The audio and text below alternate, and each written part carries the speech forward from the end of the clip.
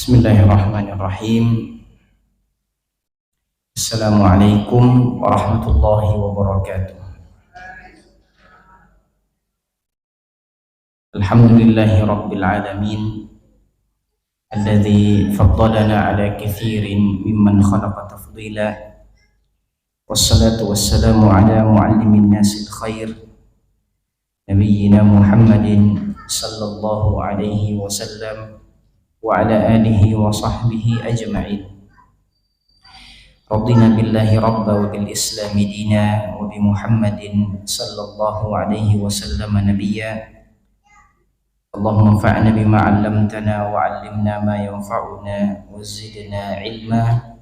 Allahumma ij'alna min ahli al-Qur'an alladhina hum ahluka wa khassatuka ya rabbal alamin. Alhamdulillah, ibu-ibu kaum muslimat mukminat yang mengharapkan kasih sayang Allah Subhanahu wa taala. Kita bersyukur alhamdulillah pagi hari ini di waktu duha ini kembali Allah pertemukan di majelis yang mulia di salah satu rumah dari rumah-rumah Allah Subhanahu wa taala. Kita maksimalkan untuk mempelajari ilmu yang bermanfaat. Tentu banyak sekali keutamaan yang Allah Subhanahu wa taala janjikan. Satu di antaranya adalah adanya ketenangan hati, adanya sakinah, adanya kasih sayang Allah Subhanahu wa taala berupa rahmat, adanya malaikat-malaikat Allah Subhanahu wa taala yang hadir di majelis kita. Ini kebahagiaan yang tidak bisa diukur dengan material dunia, tapi bisa dirasakan sebagai satu karunia yang besar bagi orang-orang yang beriman. Alhamdulillah, kami juga mengingatkan diri dan jamaah sekalian tentang keberadaan kita di bulan Rajab 1445 Hijriah. Ini bulan yang agung, waktu yang istimewa. Allah panjangkan usia kita kembali bertemu dengan bulan Rajab. Sebagaimana yang sering dijelaskan oleh para ustadz kita bahwa ada 4 bulan yang Allah Subhanahu wa taala pilih dari 12 bulan di hari penciptaan langit dan bumi. Dalam Al-Qur'an Allah Subhanahu wa taala berfirman, "Inna 'iddatasy syuhuri 'indallahi 12 syahra fi kitabillah yauma khalaqas samawati wal ard minha arba'atun hurum dzalika ad-dinul qayyim fala tadhlimu fihinna anfusakum." Sesungguhnya kata Allah Subhanahu wa taala, jumlah bilangan bulan dalam satu tahun hanya ada 12 bulan. Tidak boleh lebih, tidak boleh kurang. Itulah ketetapan yang Allah buat di hari penciptaan langit dan bumi. Kalau ayat ini kita tadabburi, Ibu sekalian, cukup menjadi pintu hidayah bagi mereka yang mencari petunjuk Allah Subhanahu wa taala.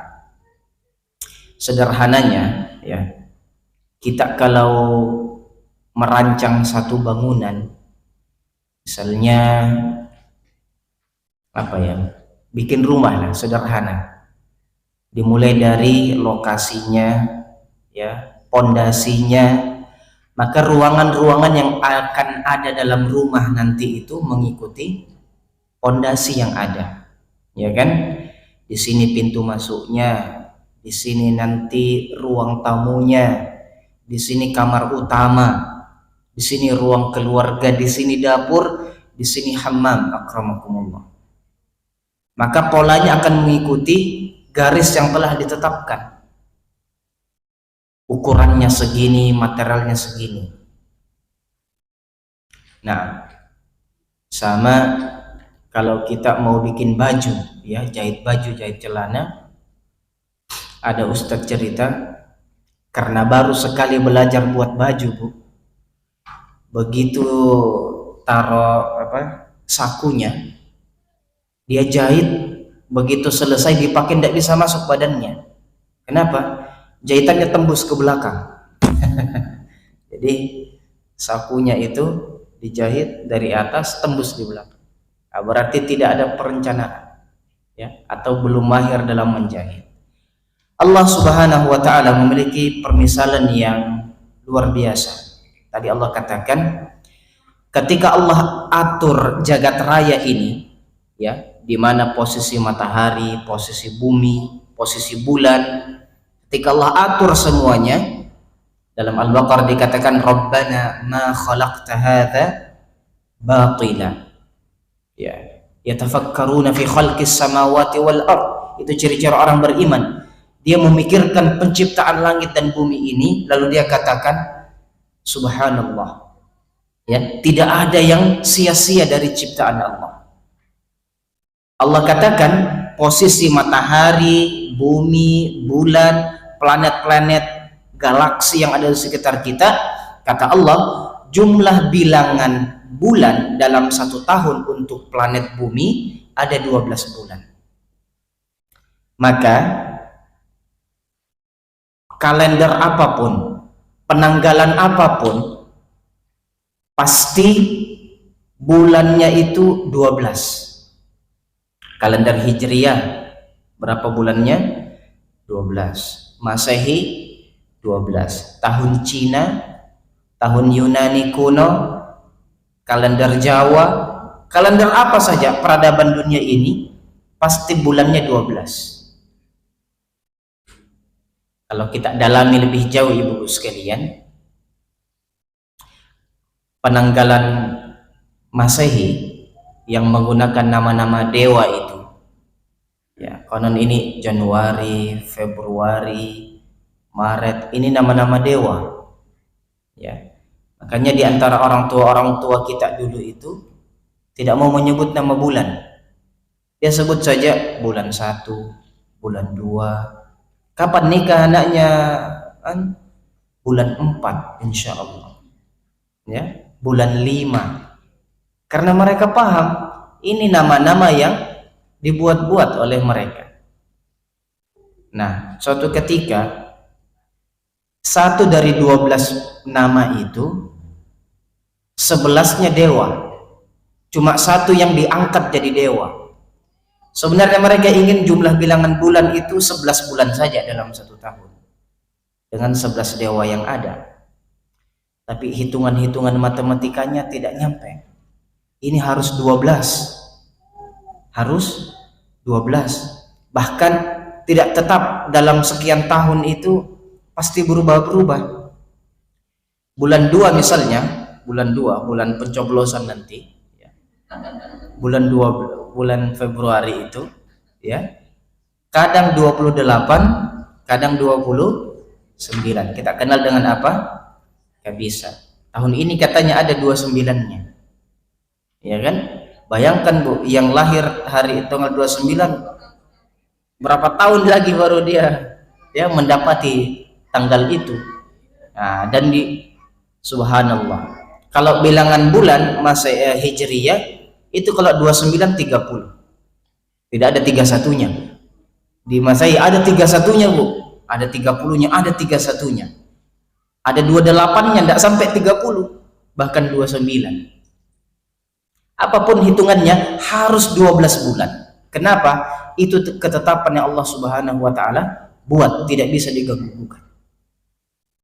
Nah, dari 12 bulan ini Allah Subhanahu wa taala memilih 4 bulan yang agung. Nabi menjelaskan thalathun mutawaliyat, 3 bulan berturut-turut, Zulqa'dah, Zulhijjah, dan Muharram.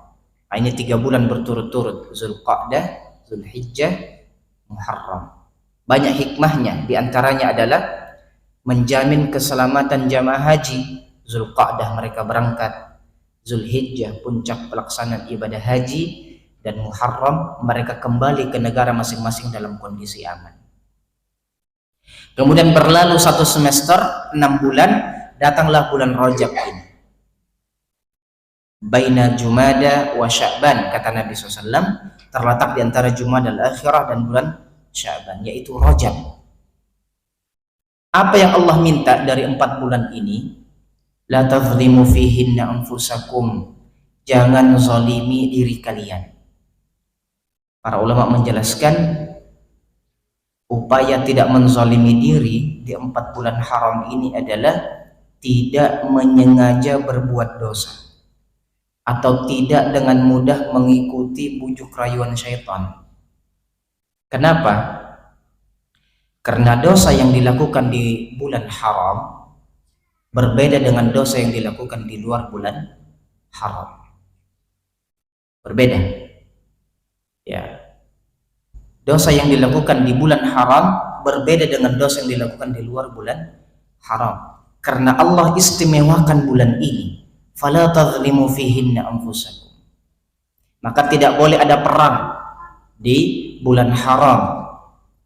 Ya, orang-orang jahiliyah dulu, Bu, walaupun belum tercerahkan dengan Islam, itu sudah paham kalau Zulqa'dah, Zulhijjah, Muharram dan Rajab itu tidak boleh berperang, tidak boleh membunuh.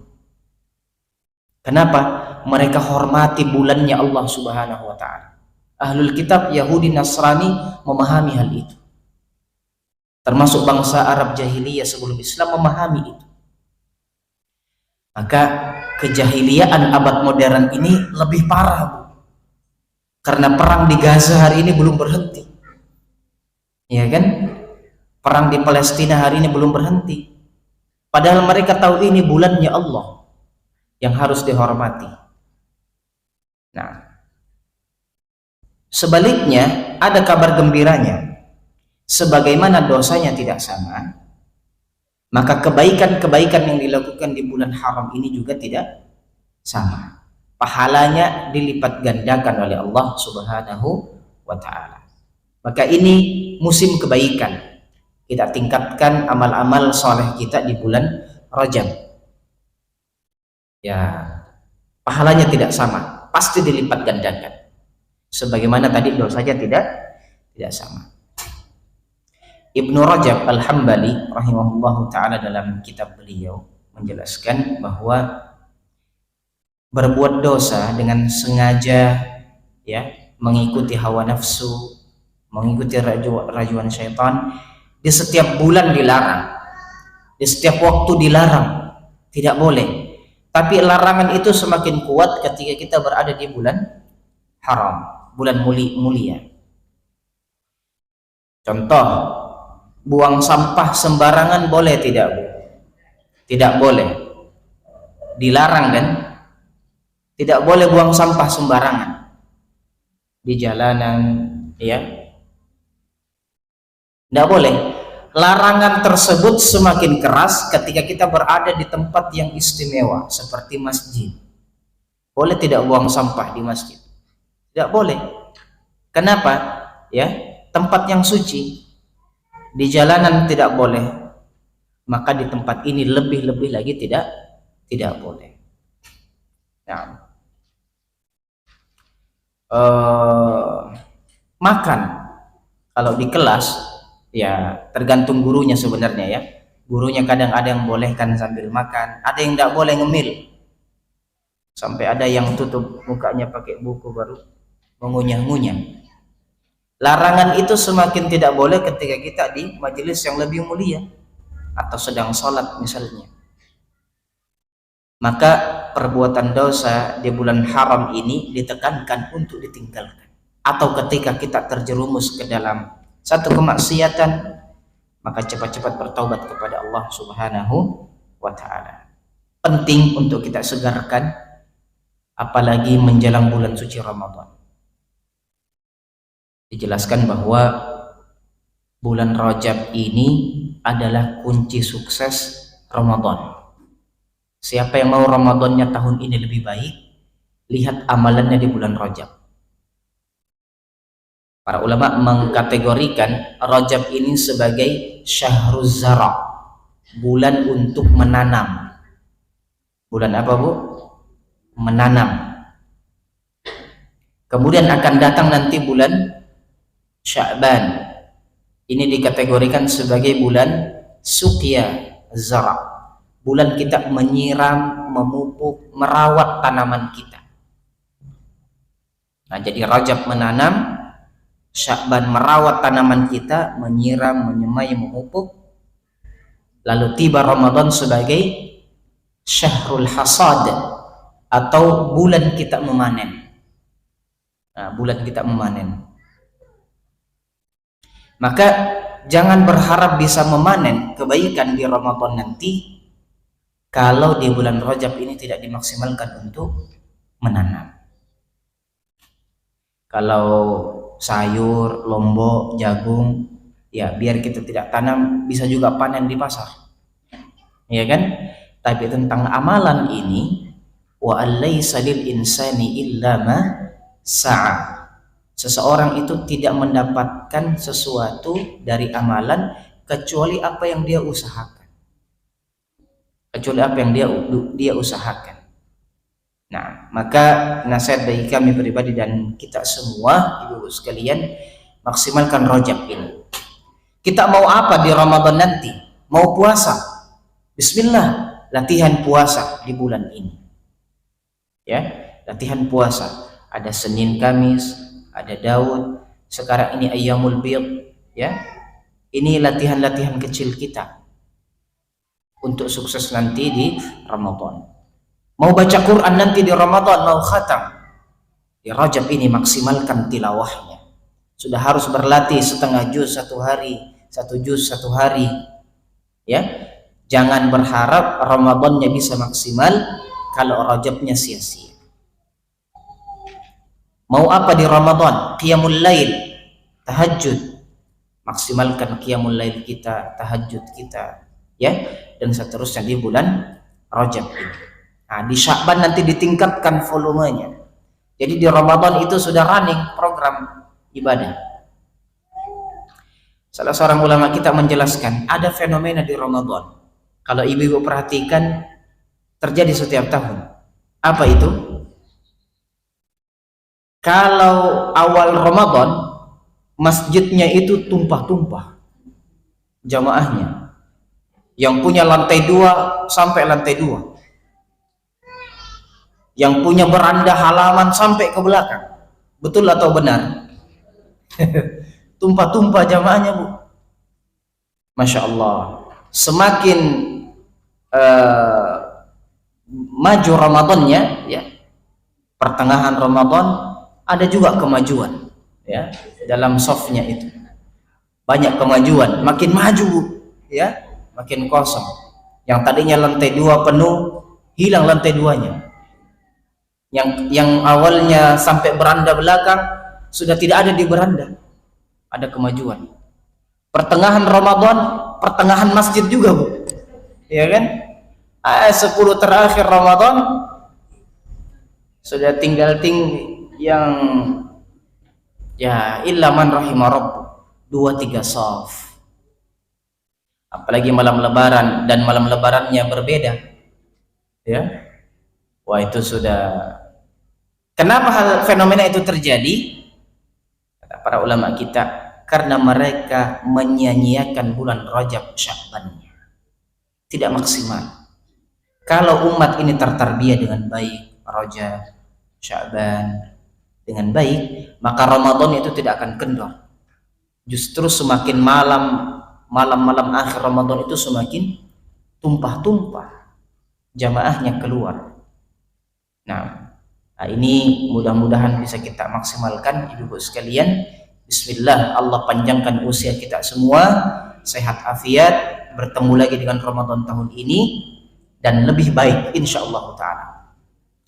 Nah, salah satu amal soleh yang kita lakukan di bulan Rajab ini adalah belajar menuntut ilmu ini. Kita semangat, bismillah, lanjutkan kembali kajian kitab Umdatul Ahkam. Sudah masuk di hadis yang ke-7 pada kesempatan kali ini.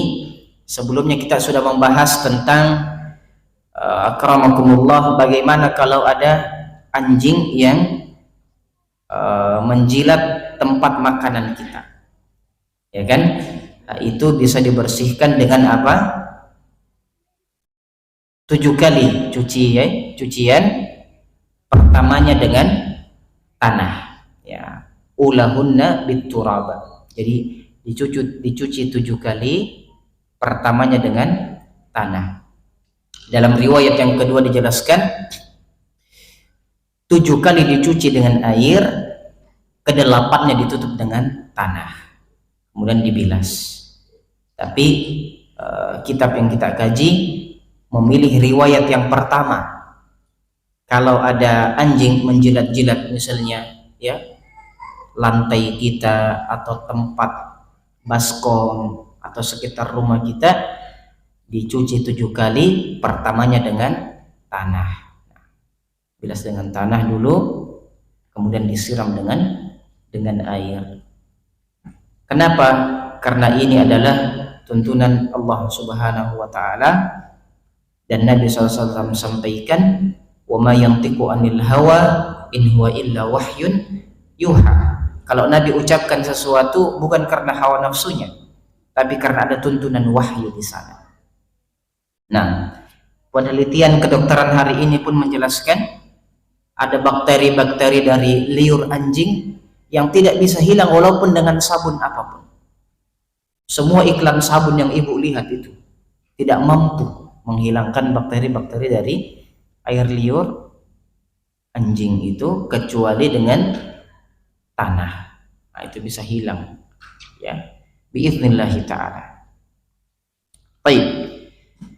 Masih di bab taharah, kita akan membahas sifat wudhu Nabi Sallallahu Alaihi Wasallam. Bagaimana Nabi SAW berwudhu, ya. Saya bacakan hadisnya. Bismillahirrahmanirrahim. An Humrana Maula Uthman bin Affan radhiyallahu anna Uthmana da'a biwudu'in fa afragha ala yadayhi min ina'ihi fa ghasalahuma 3 marratin. ثم أدخل يمينه في الوضوء ثم تمضمض واستنشق واستنثر ثم غسل وجهه 3 ويديه إلى مرفقين 3 ثم مسح برأسه ثم غسل كلتا رجليه 3 ثم قال رأيت النبي صلى الله عليه وسلم توضأ نحو وضوء هذا ثم قال من توضأ نحو وضوء هذا ثم صلى ركعتين لا يحدث فيهما نفسه غفر له ما تقدم من ذنبه.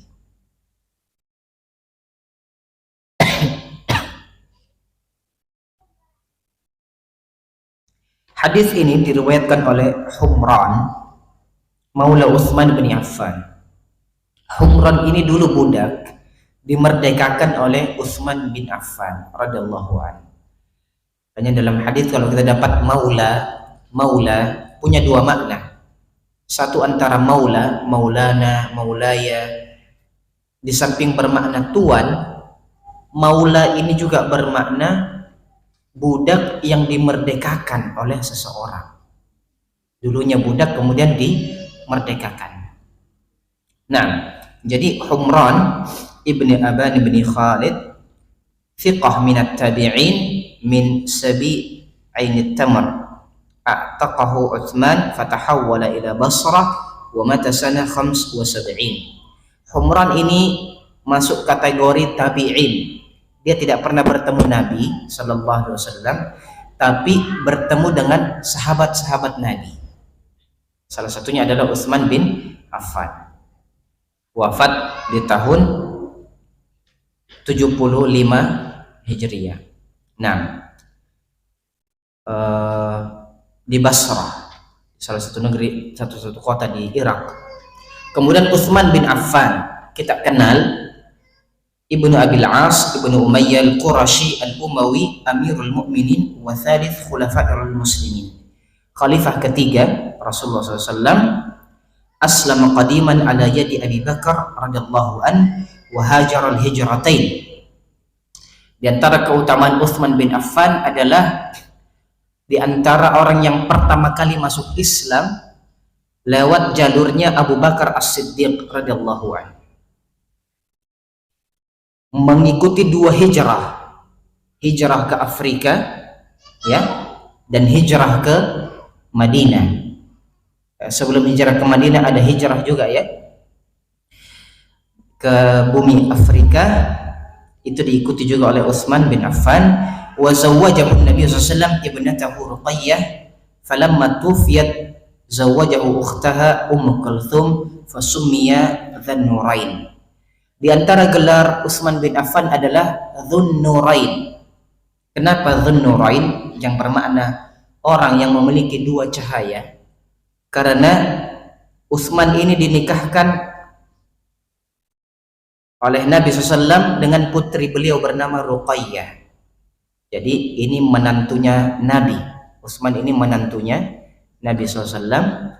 Ketika Ruqayyah wafat radhiyallahu anha, Nabi nikahkan lagi dengan saudarinya, yaitu Kulthum.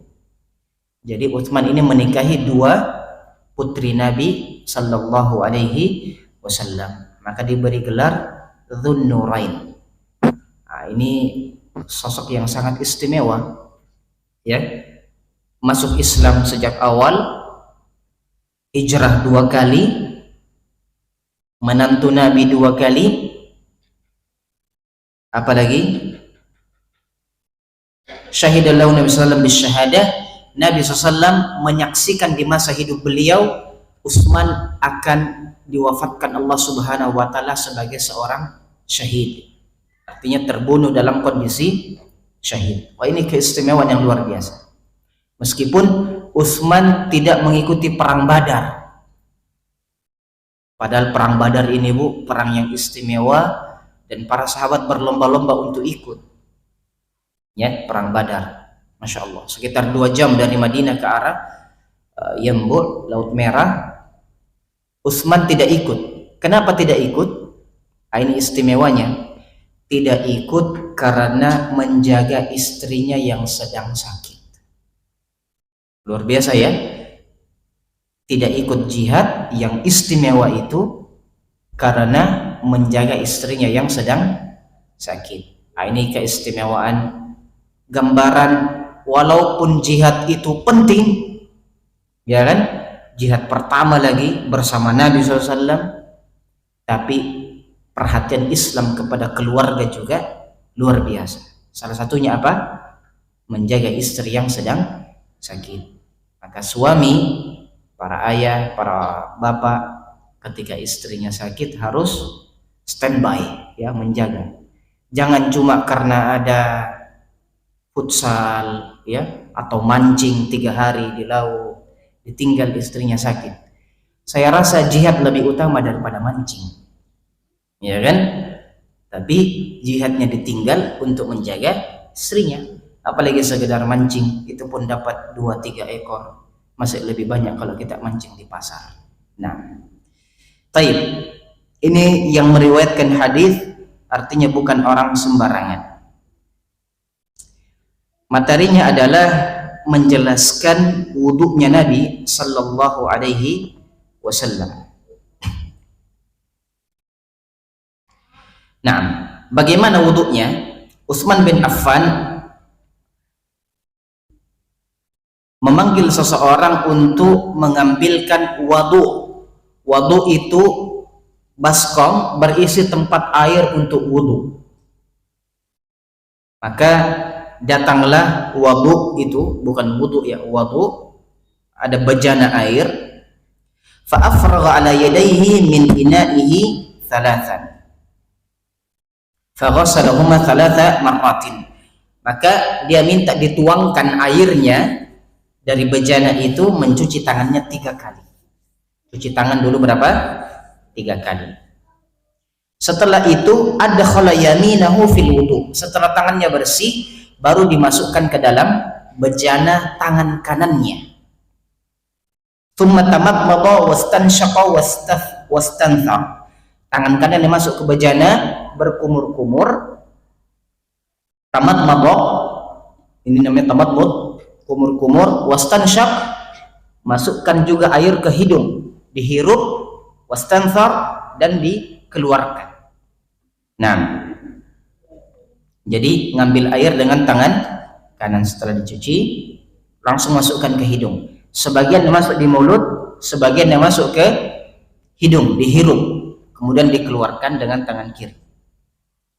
Thumma ghassala wajhahu thalathan. Kemudian ambil air lagi, membasuh wajahnya 3 kali. Membasuh wajahnya 3 kali. Wa yadayhi ila mirfaqaini thalathan. Kedua tangannya sampai mirfaq. Mirfaq itu ini, siku, ya. Kirinya juga thalathan, 3 kali. Thumma masaha bi ra'sihi. Masaha bi ra'sihi. Ini penjelasannya di sini, ambil air, membasuh ra's. Jadi bukan rambut tapi ra's. Apa itu ra'sun? Kepala. Dan dalam prakteknya telinga ini masuk dalam kepala, maka 1 kali air membasuh semuanya sampai ke belakang, ya, kemudian telinganya. Summa masaha bi ra'sihi, ini cukup 1 kali karena tidak disebut thalathan, jadi cukup satu kali air. Ra'sihi bukan rambutnya tapi semuanya, kemudian telinganya. Summa ghassala kilta rijlaihi thalathan, kemudian mencuci kedua kakinya sebanyak 3 kali. Thumma qal, kemudian dia berkata, ra'aitun nabiyya sallallahu alaihi wasallam tawadda'a nahwa wudu'i hadha. Saya melihat, kata Utsman bin Affan, saya melihat Nabi SAW berwudu seperti wuduku ini. Saya melihat Nabi dulu berwudu seperti wuduku ini. Tsumma qala, kemudian Nabi bersabda, man tawadda'a nahwa wudu'i hadha thumma shalla rak'ataini la yuhadditsu fihi ma nafsahu ghufira lahu ma taqaddama min dhanbihi. Siapa yang melaksanakan wudu seperti wuduku ini, kata Nabi sallallahu alaihi wasallam, kemudian dia salat 2 rakaat dan dalam salatnya dia tidak berpikir apa-apa kecuali salatnya, maka diampunkan untuknya seluruh dosa yang pernah dia lakukan. Masya Allah. Jadi Nabi tidak sekedar mempraktekkan metodologi wudu, tapi menjelaskan apa di balik itu. Setelah wudu, ini dikenal dengan salat sunat 2 rakaat setelah wudu, masuk dalam kategori salat sunat mutlak atau salat sunat wudu. Dan ini dipraktekkan oleh salah seorang sahabat yang terkenal, yaitu Bilal bin Rabah radhiyallahu anhu. Sampai dikatakan langkah kakinya Bilal sudah terdengar di surga, padahal dia masih jalan-jalan di Madinah. Ditanya, di antara keistimewaannya adalah tidak meninggalkan 2 rakaat setelah berwudu. Ini bisa kita praktekkan juga insyaallah ta'ala. Nah,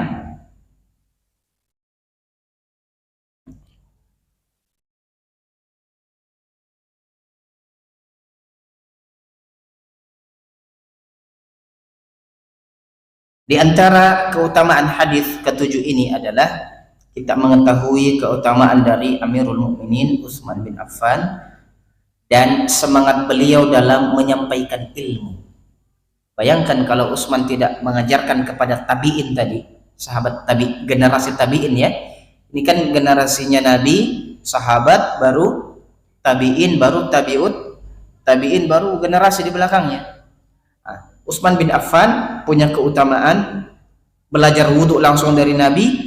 Beliau ajarkan kepada generasi di belakangnya yang tidak pernah lihat wudhunya Nabi, tapi dia sampaikan begini cara wudhunya Nabi, dan Nabi pernah bilang siapa yang berwudhu seperti ini kemudian salat sunat 2 rakaat, dia tidak berpikir apa-apa dalam salatnya kecuali untuk Allah, diampunkan dosa-dosanya.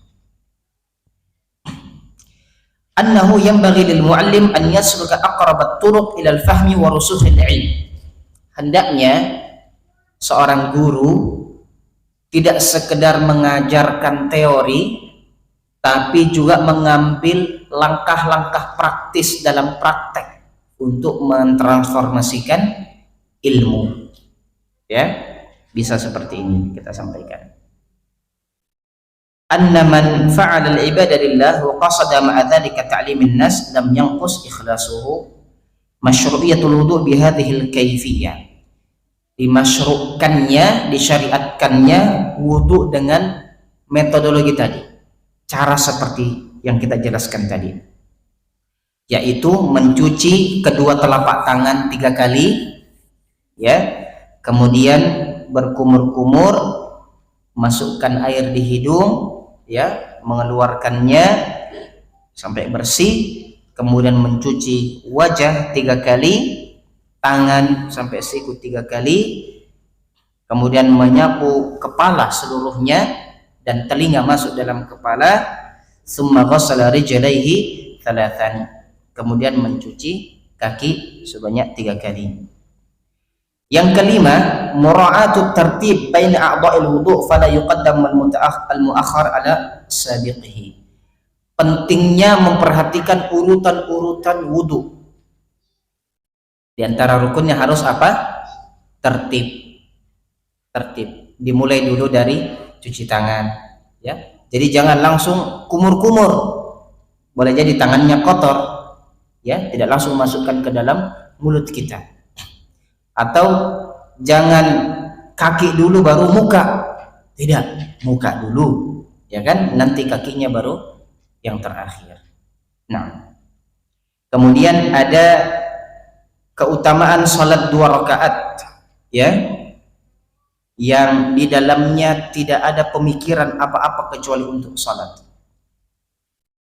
dengan pahala terampunkannya dosa-dosa yang pernah dilakukan. Masya Allah, ini bentuk keistimewaan dari wudhu dan 2 rakaat setelah wudhu. Baik, kita lanjutkan satu hadis lagi, yang ke-8.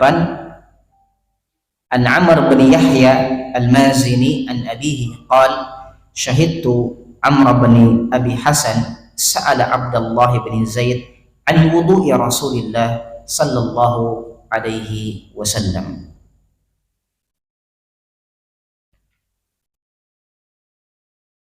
Dari Amr bin Yahya al-Mazini mengatakan, dari bapaknya dia katakan, saya melihat Amr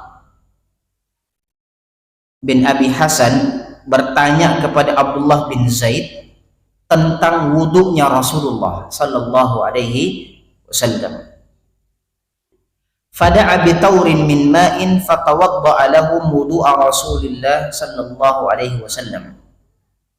Maka dia minta diambilkan bejana air, kemudian dia praktekkan wudunya Nabi sallallahu alaihi wasallam. Fa akfa'a ala yadihi min at-tauri fa ghassala yadayhi 3. Maka dia merengkan bejana itu, dia merengkan bejananya untuk mencuci tangannya sebanyak 3 kali. Faghassala yadayhi 3, thumma adkhala yadahu fit tawri famadmada wastanshaqa wastanthara 3 gharafatin. Nah, setelah memerengkan bejana, mencuci tangannya, dia masukkan tangan kanannya, kemudian dia berkumur-kumur, memasukkan air ke hidung dan mengeluarkannya sebanyak 3 kali. Thumma adkhala yadahu faghassala wajhahu 3. Kemudian dia masukkan lagi tangannya ke bejana dan mencuci wajahnya sebanyak 3 kali. Thumma adkhala yadahu fit tawri faghassala yadayhi marrataini ila al-mirfaqaini. Kemudian dia masukkan lagi tangannya ke bejana dan mencuci tangannya, kedua tangannya 2 kali sampai di siku. Nah, di sini cuma berapa? Dua kali. Di hadis pertama berapa? 3 kali. Nah, thumma adkhala yadahu fit tawri famasaha ra'sahu fa'aqbala bihima wa adbara marratan wahidah. Nah, ini lebih detail, yaitu masukkan lagi ke bejana, ambil air, kemudian menyapu kepalanya, aqbala ke depan, wa adbara, aqbala begini, dari belakang dia ambil, aqbala, adbara ke belakang lagi, ya, marratan wahidah, 1 kali. Jadi kepalanya cuma berapa? 1 kali. Kalau hadis kedua seperti apa? Ambil airnya, dari belakang disapu, aqbala, adbara, ya, cukup 1 kali.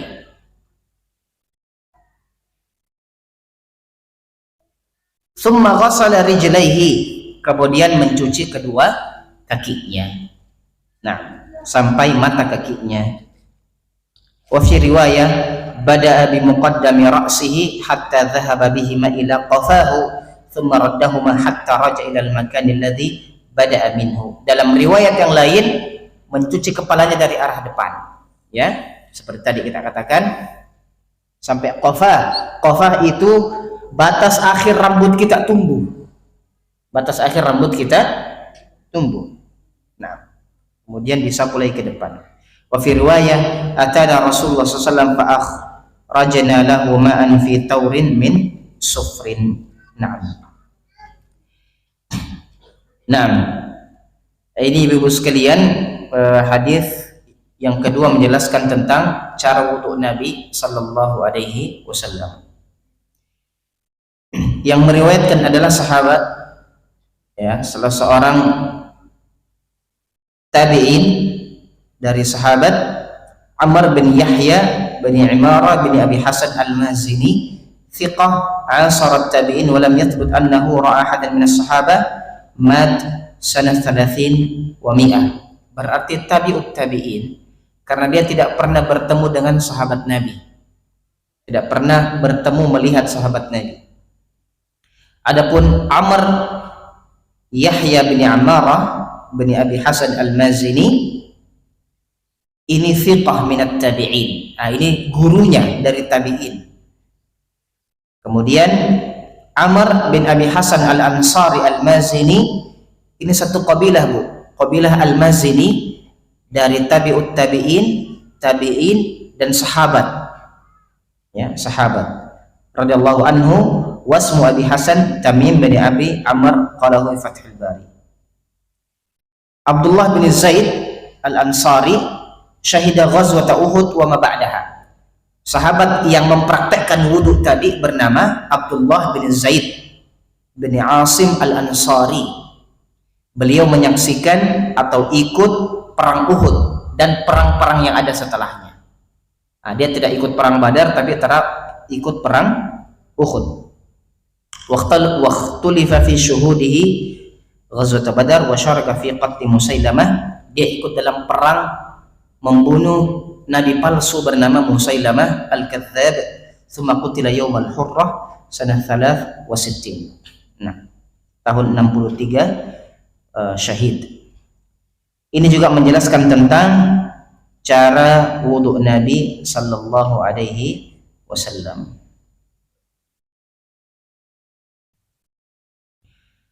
Di antara faedah yang bisa kita ambil, ibu sekalian, adalah semangat dari salafus saleh belajar dari detail, secara detail dari yang paling dasar. Apa? Bertanya langsung tentang cara wudu Nabi sallallahu alaihi wasallam. Itu saling bertanya, lintas generasi saling bertanya, bagaimana sih cara wudunya Nabi sallallahu alaihi wasallam, sampai ada inaknya itu juga dipakai, Bu. Inaknya itu baskomnya atau tempat wudhu standar airnya itu juga turun temurun. Waktu kami ingat waktu itu dari Haram yang selesai kuliah ke Masjid Nabawi, tiba-tiba teman bilang yang mau ikut daurah mengambil sanad. Jadi ada sanadnya, tempat wudhunya Nabi standarnya seperti apa, dan tempat kurma untuk zakat itu seperti apa ukurannya. Itu ada daurahnya, ada daurah, ada seminarnya, ada daurah, kita tahu daurah ya, ada majelis khususnya itu di Madinah dan turun temurun. Bahkan dulu dikatakan anak-anak PPA di Madinah itu harus punya sanad wudhunya Nabi. Jadi ada lembaga khusus untuk standarisasi wudhu. Anak-anak TPA di Madinah itu harus lewat di situ.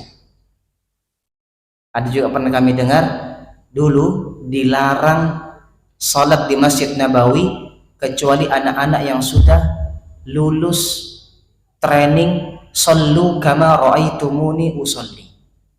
Ada daurahnya, salatlah kalian sebagaimana kalian melihat aku salat. Apa spiritnya? Ada standarisasi dalam ibadah. Nah, ini penting untuk kita praktekkan ibu-ibu sekalian. Standar wudhu ini kita lihat ke anak-anak ya, bagaimana kadang, mohon maaf, kadang kita ngajari anak-anak wudhu itu buka keran ya, tangannya dulu ya, kumur-kumur ya, mukanya lagi ya kan. Kadang kita ajari wudhu begitu anak-anak, kepalanya ya, telinganya, kakinya, itu telapaknya belum ya, itu mata kakinya belum. Ternyata metodologi pengajaran wudhu yang baik adalah kita yang wudhu dilihat oleh anak, kita yang wudhu sambil menjelaskan. Nah, baru nanti berikutnya baru dia praktekkan, sebagaimana sahabat mengajarkan tadi lintas generasi. Apakah ada metode wudhu yang lain? Tentu ada ya, insyaallah ta'ala bisa kita sambung di pertemuan berikutnya ibu-ibu sekalian. Saya tambah satu hadis untuk pagi ini dari Aisyah radhiyallahu anha ummul mukminin berkata, kana nabiyyu sallallahu alaihi wasallam yu'jibuhu tayammun fi tana'ulihi wa tarajjulihi wa tuhurihi wa fi sya'nihi kullihi.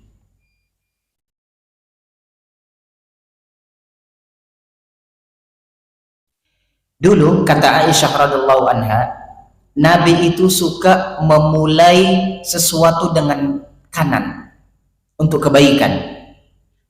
Dulu kata Aisyah radhiyallahu anha, Nabi itu suka memulai kebaikan itu dengan kanan.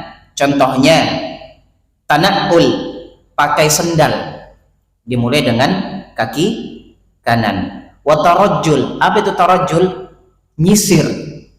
Ini didetailkan oleh Aisyah radhiyallahu anha, mulai kaki sampai kepala itu Nabi mulai dari kanan. Jadi kalau mau nyisir bu, dari kanan dulu. Itu Nabi suka. Wa tuhurihi, dalam bersucinya, dalam wudu. Jadi kalau wudu kanan kiri itu dimulai dengan yang kanan. Nah, kaki juga yang kanan. Nah, ini untuk membasuhnya dimulai dengan yang kanan. Wa fi sya'nihi kulli, semua muamalah beliau selama itu kebaikan dimulai dengan yang kanan. Menyapa, kalau orang ngumpul disapa yang kanan dulu, kanannya dia. Kadang kita berhalaqah, bermajelis, itu dimulai dari yang kanan. Atau ingin memberi ya, dimulai diputar dari yang kanan. Nah, kita mulai dari yang kanan. Nah, dan seterusnya Nabi suka memulai tayammun. Tayammun itu memulai sesuatu dari yang kanan. Tapi kalau yang buruk-buruk, kebalikannya, beliau memulai dengan yang kiri. Ya, kalau pakai sendalnya kanan, lepasnya kiri. Masuk masjid kanan, keluarnya kiri. Masuk hammam, kamar mandi, toilet, dimulai dengan kiri, keluarnya kanan. Nah, ini Masya Allah, ini agama yang sempurna, indah sekali karena detail-detail ini terbiasa. Nah, titip pesan, nilai ini harus terwariskan kepada generasi setelah kita, anak-anak kita, cucu-cucu kita, ya. Jangan sampai masuk keluar masjid seperti masuk keluar rumah atau masuk keluar mall. Beda, ya. Kami pernah adakan challenge melihat anak-anak sholat Jumat, ya, masuk keluar masjid tidak ada urusan, ya. Mestinya terbetik ini masjid, masuknya kanan, keluarnya kiri. Nah, harus itu agar menjadi karakter, lalu berubah menjadi adab, ya, menjadi adab yang terbiasa insyaallah taala. Saya kira demikian ibu sekalian. Kalau ada yang ditanyakan, didiskusikan, kami persilahkan. Tidak ada, bisa kita cukupkan. Nah, tafadhol.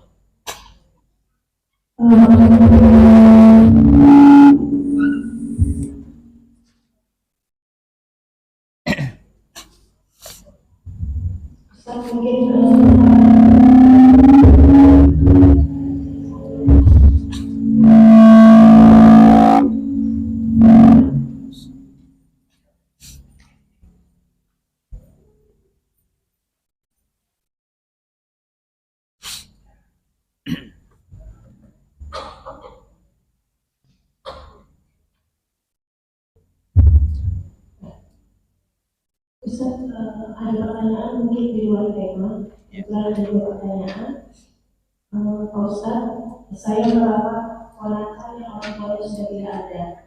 Namun ponakan ini kalau disuruh untuk sholat, jawabnya selalu nanti, dan kadang tidak kerjakan juga sampai tertidur waktu sholat habis. Apakah dosa keponakan ini kita ikut menanggungnya juga, Ustaz?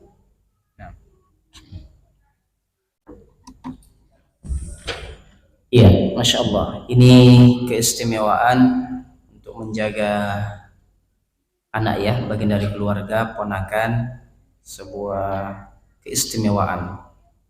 Terlebih kalau posisinya sebagai anak yatim, maka akan mendapatkan keistimewaan yang Nabi SAW sebutkan, ana wa kafirul yatimi kahatain.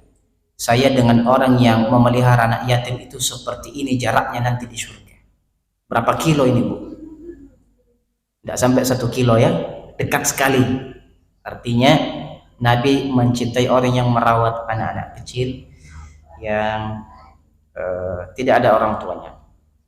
Nah, adapun tentang salat, kewajiban kita menyuruh anak-anak, melatih mereka sampai usia 7 tahun. 7 tahun itu diajak. Ketika sudah 7 tahun, dia harus melaksanakan tanpa dipukul. Tanpa dipukul. Kalau dia tidak salat, tidak usah dipukul, yang penting disuruh saja. Dan belum ada dosanya ini anak-anak. Nantilah 10 tahun, kalau dia tidak salat atau ngeyel, boleh dipukul. Para ulama memberikan penekanan darbun ghair mubarrah. Apa itu darbun ghair mubarrah? Pukulan yang tidak meninggalkan bekas. Bekas secara fisik, bekas secara maknawi. Ya. Ada iqab adab di situ untuk ta'dib. Jadi kalau masih 6 tahun, 7 tahun, 8 tahun, 9 tahun, kewajiban kita menyuruh saja. Dan cara menyuruh terbaik adalah mereka lihat kita sholat. Mereka lihat kita sholat. Apakah dia berdosa kalau tidak sholat? Tidak berdosa, karena belum balik, belum mukallaf. Kapan dia berdosa? Ketika meninggalkan sholat, ketika sudah balik, mukallaf. Itu baru. Dan ketika diingatkan kemudian tidak mau, yang menanggung adalah dia ketika sudah mukallaf, bukan yang menyuruh. Kalau dia belum balik, maka yang menyuruh dan yang disuruh tidak berdosa. Wallahu taala alam. Nah,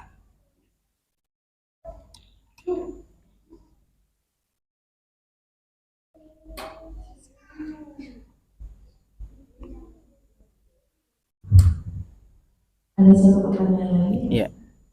Assalamualaikum, Ustaz. Jika seseorang sakit, lalu dia dalam keadaan kondisi tidak sadar, kemudian setelah beberapa waktu dia sadar tapi melewatkan 1 atau 2 waktu sholat wajib, apakah dia wajib mengkodok sholat wajib yang dia tinggalkan dalam keadaan sakit atau dalam keadaan tidak sadar atau tidak?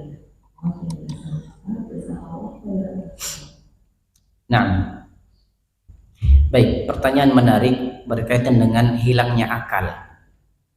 Semua kejadian, baik dia mohon maaf gila atau pingsan, itu masuk dalam kategori hilangnya akal. Dan orang yang hilang akalnya lepas darinya kewajiban, tidak tercatat, penanya diangkat.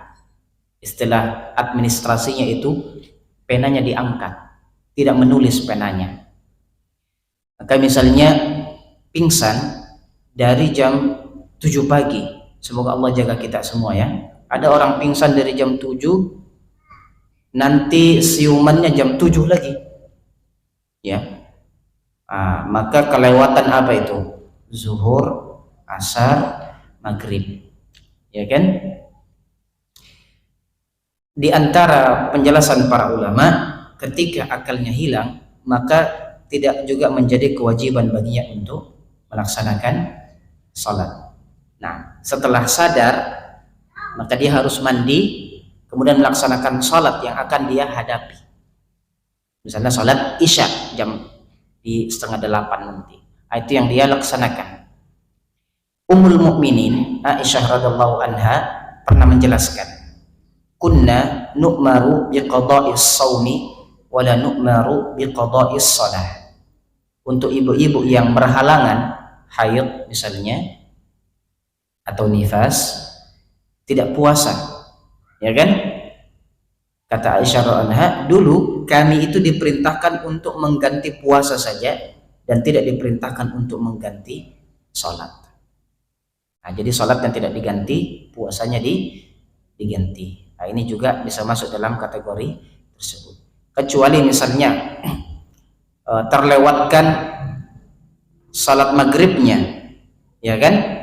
Di salat Isya, nanti salat Isya baru sadar, mandi, maka dia laksanakan salat maghrib dan Isya. Tapi kalau 2 hari, ada operasi orang biasa 1 hari, 2 hari, ya kan? Maka insyaallah ta'ala dia melaksanakan apa yang menjadi kewajiban setelahnya, dan yang sebelumnya diampunkan atau diangkat penanya oleh Allah Subhanahu wa ta'ala. Nah, wallahu a'lam.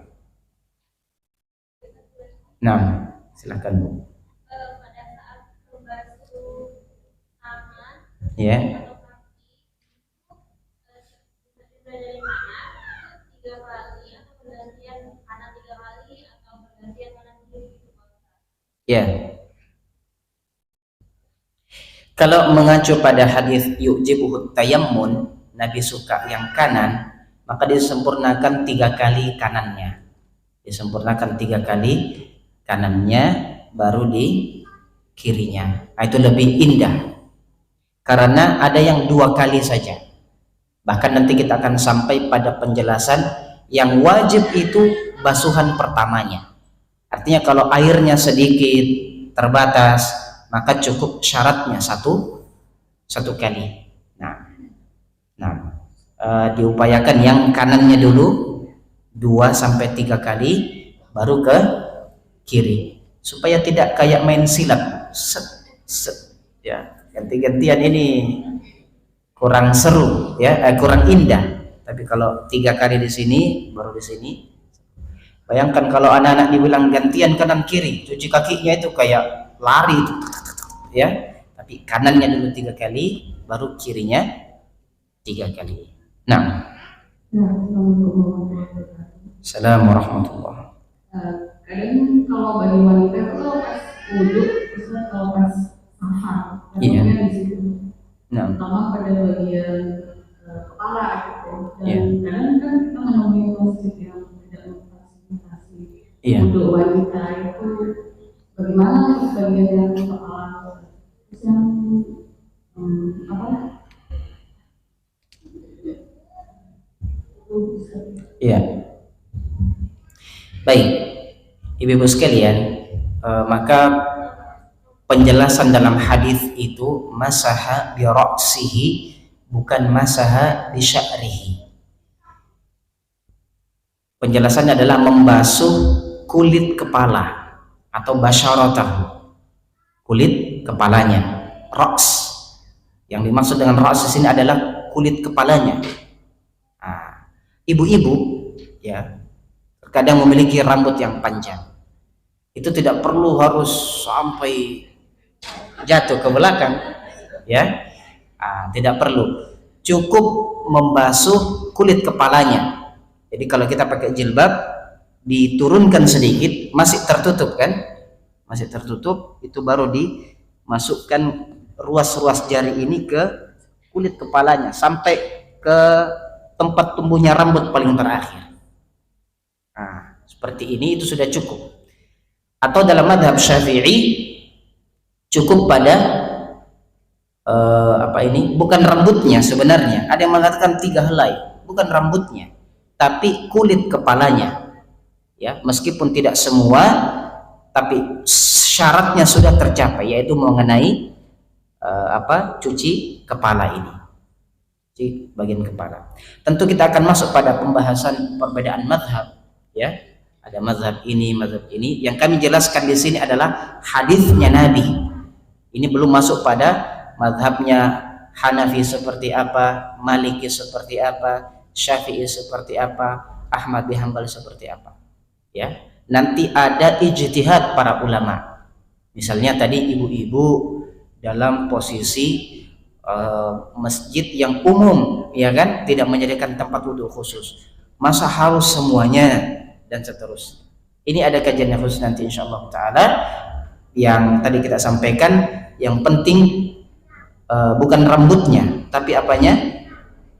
Kulit kepalanya. Masaha bi ra'sihi, ya, kulit kepalanya kena air wudhunya.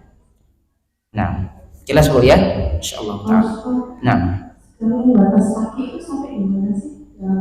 Karena ada sebagian yang ulama yang mengatakan sampai ke dengkul. Ada juga yang sebagian sampai di atas mata kaki. Iya.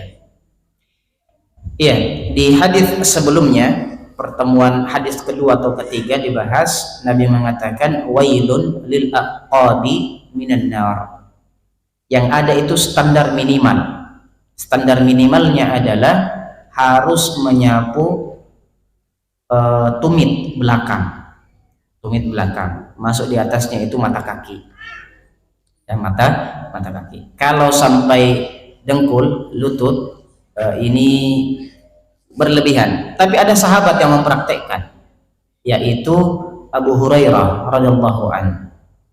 Jadi Abu Hurairah mendengar hadis, Nabi kan bilang, nanti pertemuan kita itu di haul, telaga, di telaganya Nabi itu, masya Allah, luasnya dalam hadis dikatakan antara Son'a di Yaman sampai ke Syam di utara. Kalau kita lihat Jazirah Arabia itu seperti itu besarnya, lebarnya. Airnya lebih manis daripada madu, lebih putih daripada susu. Gelasnya untuk kita minum di telaga Rasulullah itu seperti bintang yang ada di langit jumlahnya. Dan siapa yang minum 1 kali tegukan dari haud telaga Rasulullah SAW, tidak pernah haus lagi selama-lamanya. Maka minum di surga itu bukan minum karena haus, tapi minum karena kita menikmati minuman itu. Para sahabat mengatakan, ya Rasulullah, bagaimana engkau kenal kami sementara banyaknya itu orang di padang mahsyar, dari zaman Nabi Adam sampai manusia terakhir itu. Bagaimana engkau kenal kami? Kata Nabi SAW, mudah. Antum ghurran muhajjalin min atharil wudu. Semua bekas wudu kalian itu akan memancarkan cahaya. Dan itu khusus umat Nabi Muhammad sallallahu alaihi wasallam. Mendengar hadis tersebut, Abu Hurairah radhiyallahu anhu qala wudu itu membasuh tangannya bukan siku tapi ketiak. Bayangkan, ya, kakinya mungkin sampai lututnya, ya, di atas. Para sahabat yang lihat juga tidak bilang, bid'ah, dolalah, finnar, tidak juga dibilang begitu. Cuma ditanya, kenapa kau lakukan itu sementara Nabi sampai mirfaq, sampai siku saja, kau sampai ketiak, basah-basah. Lalu Abu Hurairah katakan, saya dengar hadis tadi bahwa akan memancarkan cahaya, maka saya mau cahayaku lebih terang, ya, lebih terang, lebih terlihat. Nah, tapi syarat minimalnya itu di tumit, ya. Kemarin pernah saya jelaskan di sini, tumitnya dimatakan. Terutama anak-anak, Bu, kadang kalau buru-buru temannya sudah masuk, ya, atau ada pembagian buka puasa, wah itu kakinya saja, jari-jarinya saja yang kena air. Kita katakan tidak, harus sampai di telapak kaki dan tumit belakang. Nah, sampai diancam yang tidak membasuh itu bisa diambil api neraka, kata Nabi sallallahu alaihi wasallam. Saking detailnya permasalahan taharah. Nah, ada lagi? Tanya lagi, kamu wanita lagi, Ustaz. Iya. Kita wanita kan pakai bedak, pakai lipstik. Sahnya wudhunya itu harus bagaimana gitu loh? Ada harus bersih atau membasuh wajahnya? Masya Allah. Ini tergantung merek sepertinya. Ya. Intinya wudhu itu membersihkan sebersih-bersihnya, membersihkan sebersih-bersihnya. Kalau mau nanti pakai bedak lagi, lipstik lagi setelah wudhunya, kalau lipstiknya setengah senti, ya, itu dipastikan airnya masuk, kena sampai ke kulit kita. Itu saja. Kalau warnanya tidak terlalu diperhitungkan, yang penting airnya itu kena, ya, ke dalam kulit kita. Itu intinya di situ. Nantilah setelah wudhu kalau mau dandan lagi silahkan. Nah, seperti itu. Yang penting terkena air. Jangan sampai wudhu ini tidak tembus karena terlalu tebal, ya kan? Nah, ini bisa kita apakah harus bersih? Harus bersih, karena tujuan dari taharah itu apa? Membersihkan dan mensucikan. Nah, wallahu ta'ala a'lam. Nah, termasuk diperhatikan kalau ada yang pakai kuku palsu, ya, dibuka, intinya airnya itu sampai masuk ke dalam bisa, kalau bahasa fikihnya itu basyarah, ya, sesuatu yang kalau basyarah secara bahasa itu yang terkena api, terkena air, nah, itulah harus dialiri oleh air wudhu kita. Nah, cukup insyaallah ya sekalian. Intinya wudhu ini mudah, ya, tidak sulit, tidak kaku. Yang penting sesuai dengan tuntunan Nabi sallallahu alaihi wasallam. Sekarang sudah mudah dengan air keran, ya, kita cuci dulu tangan seperti yang kita jelaskan tadi sebelum berkumur dan melanjutkan ke sifat wudhu berikutnya. Terima kasih atas waktu yang diberikan. Mohon maaf atas segala kekurangan. Semoga majelis ini diberkahi oleh Allah Subhanahu wa taala, ada ilmu yang bermanfaat, dan dengannya kita membangun amal-amal soleh yang diterima oleh Allah Subhanahu wa taala. Saya cukupkan. Subhanakallahumma rabbana bihamdik, asyhadu an la ilaha illa anta, astaghfiruka wa atubu ilaik. Wa sallallahu wa sallam wa baraka ala nabiyyina Muhammad wa ala alihi wa sahbihi ajma'in. Walhamdulillahi rabbil alamin. Terima kasih dan mohon maaf. Assalamualaikum warahmatullahi wabarakatuh.